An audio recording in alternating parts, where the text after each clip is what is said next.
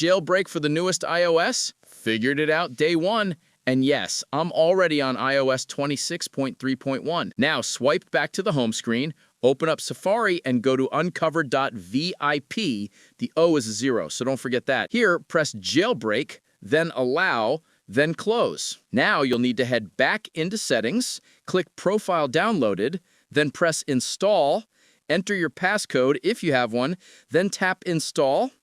After that, return to your home screen and open the Uncover app. And here, click Jailbreak, and now, as you can see, guys, it immediately kicks off the entire process.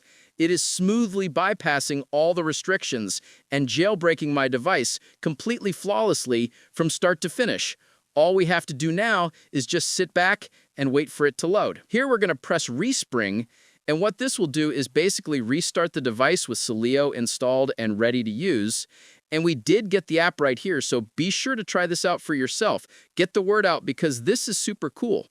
I found this really cool tweak called Premium. It's an icon customization tool that lets you completely change the look of your apps. You can adjust the colors, styles, and shapes for a fresh vibe. Let's check if it installed. Yes, it did. Like and subscribe.